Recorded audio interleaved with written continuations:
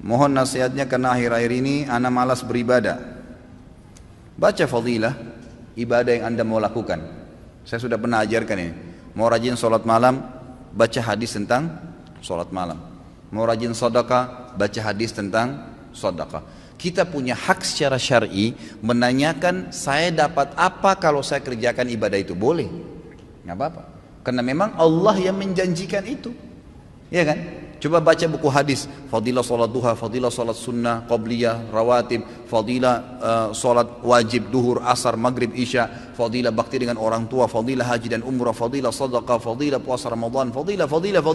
Apa itu fadilah? Janji positif Allah di ibadah yang akan kita lakukan. Kalau mau termotivasi, untuk apa kita mau ke satu tempat? Karena ada janji yang, ada sesuatu menjanjikan yang kita dapatkan di sana kan. Untuk apa kita kerja satu perusahaan? Karena ada janji gajinya lah, prestasi dan seterusnya. Begitu, manusia memang kalau dijanjikan baru mau bergerak. Maka wajar kita baca janji Allah di ibadah itu kita akan termotivasi. Yang kedua, jauhi semua fasilitas maksiat.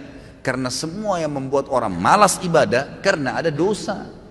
Selama antum masih terlibat di dosa sekecil apapun, maka akan mudah sekali tergelincir untuk malas ibadah. Tergelincir itu. Saya sudah pernah jelaskan, ibadah punya kenikmatan, dosa punya kenikmatan, tapi nggak bisa disatuin. Nggak bisa disatuin, tidak bisa disinkronkan, tidak mungkin. Harus pilih salah satunya. Seseorang, saya kasih contoh, seorang wanita terbiasa pakai jilbab, rapi. Dia sudah merasakan nikmatnya ibadah itu. Tiba-tiba kedatangan satu orang laki-laki di rumahnya, sepupunya atau yang bukan mahramnya, lalu dia kelihatan tidak pakai jilbab. Bagaimana perasaan dia sebagai muslimah? Merasa berdosa, merasa bersalah. Kenapa tadi rambut saya dilihat ya? Kenapa? Karena ibadah menutup aurat sudah dia rasakan nikmatnya, dan membuka aurat yang maksiat hilang kenikmatannya, dibenci sama dia. Kalau kenikmatan ibadah ada, kenikmatan maksiat hilang. Kan? Terbiasa menutup aurat membuat orang jadi tidak mau buka aurat, gitu kan? Terbiasa sholat berjamaah di masjid membuat orang merasa bersalah, atau terbiasa sholat aja deh. Ya, kira-kira kalau orang sudah rutin sholat 5 waktu, dia sudah tahu fadilahnya dan ancamannya kalau dia tinggalkan. Apakah dia mau tinggalkan sholat berjamaah, sholat wajib? Nggak mungkin, gitu kan? Karena kenikmatan ibadah ini sudah ada. Tapi kalau kita balik, kalau ada orang merasa nikmat dengan maksiatnya, nikmat dengan telanjang di depan orang, nikmat dengan kebohongannya, nikmat dengan harta rampasan, riba, haram, kezaliman, nikmat dengan zinahnya, maka pasti kenikmatan ibadahnya hilang. Mustahil bisa khusyuk.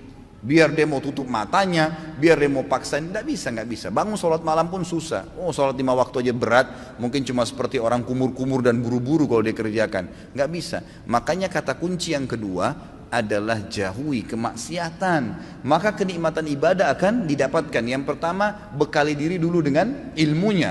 Dapat apa nih kalau saya sholat malam, kalau saya sedekah, baru kemudian jauhi semua fasilitas kemaksiatan. Yang ketiga, ini nggak kalah penting, bentuk komunitas yang soleh dan soleha. Berteman, bersahabat dengan orang yang ahli ibadah. Nggak bisa antum mau rajin sholat malam tapi bergaulnya dengan orang yang tiap malam di karaoke sama diskotik. Nyambung nggak? Nggak bakal nyambung itu. Tapi kalau orang yang memang tidurnya habis isya langsung, atau dari majelis ilmu seperti ini terus bubar, Masya Allah, nanti malam ya saya miss call jam 3 kita tahajud ya, ngingatin temannya, pasti. Atau ngomongannya tentang apa, kayak majelis ilmu seperti ini kita 2 jam 3 jam duduk, apa yang kita bicarakan? Kalau Allah, kalau Rasul, kisah orang saleh, tulisi pendapat para ulama, ada kenikmatannya, gitu kan? Ada ibadah yang kita rasakan, ada sesuatu yang kita dapatkan di situ. Maka teman-teman yang terbiasa dengan ini, nanti dia akan bilang lagi, kayak minggu depan itu, atau mungkin hari Senin ada ustadz ini loh di masjid ini, oh ada ustadz ini di sana kalau pagi, oh ada tablik akbar nanti di sana, oh ada CD-CD-nya Ustadz Khalid tuh di situ, ada ceramahnya si Ustadz Fulan ini di sana. Jadi yang dibahas itu kan, yang dibahas masalah itu. Jadi kita akan terus terbawa dengan pembicaraan yang positif. Makanya boleh mengenal siapapun, tapi bersahabat tidak boleh kecuali orang-orang yang soleh dan soleha. Memang begitu. Yang kalau kita buat salah diingatkan, kalau kita buat baik didukung, maka itu penting. Tinggalkan semua teman-teman yang bobrok itu. Boleh menasihati mereka, mendakwai mereka, mengingatkan, tapi bukan menjadi sahabat, bukan berbaur dengan mereka.